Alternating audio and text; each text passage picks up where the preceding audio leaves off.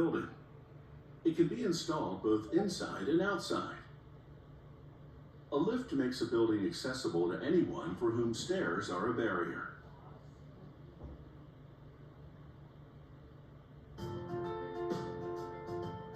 A wheelchair lift can be installed in virtually any building or private home.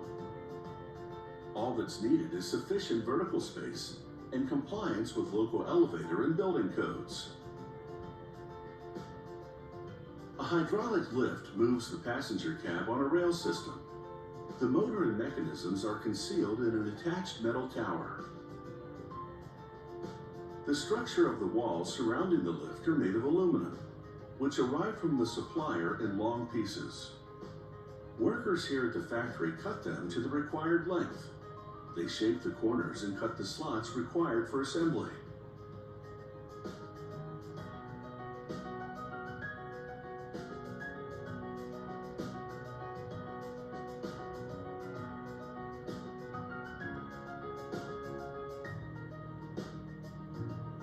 To make each section of the wall, they join 4 pieces to construct a frame.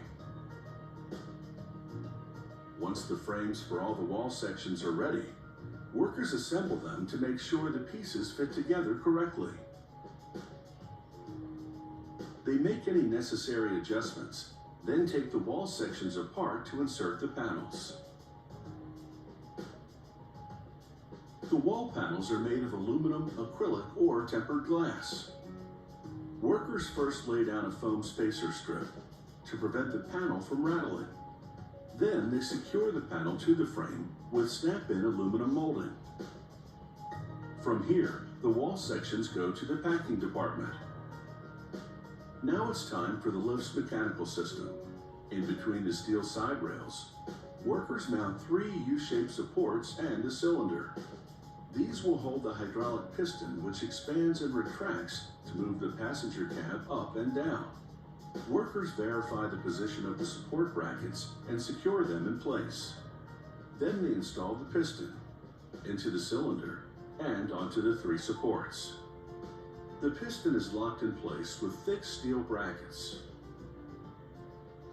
They install the controller, the wheelchair lift's brain center. The controller regulates everything from the passenger cab's movement to the safety sensors and door locks. Workers install the pump. It pushes hydraulic fluid into the piston to move the cab. They take the power cord from both the pump and controller and hook them up to the respective terminals.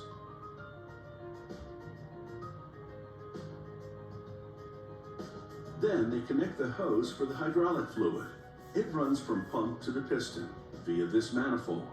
The manifold has a shutoff valve, so maintenance technicians can safely disable the wheelchair lift for servicing. Workers test, then connect the landing switches. The lift installers will use these switches to set the travel distance between stories. This ensures the passenger cab will stop level with the floor at each landing. The cab sits on a steel platform called a sling. A worker now screws the sling's left side to the left skate, a 4-wheel trolley that runs on the lift's left rail. He does the same with the right side. The skates connect to this heavy-duty drive chain that turns on a roller at the top of the piston.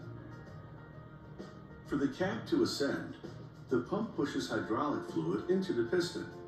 The piston expands and pushes on the drive chain, moving the skates up the rails. When you push the descend button, a valve opens allowing hydraulic fluid to exit the piston. Aided by gravity, the cab gradually descends. They test the operation panel they'll later install in the cab. They make sure all the buttons work and move the sling up and down correctly. Workers also test the safety brakes installed in the skates. If the drive chain ever loses tension, the brakes automatically block the rails to prevent the cab from falling.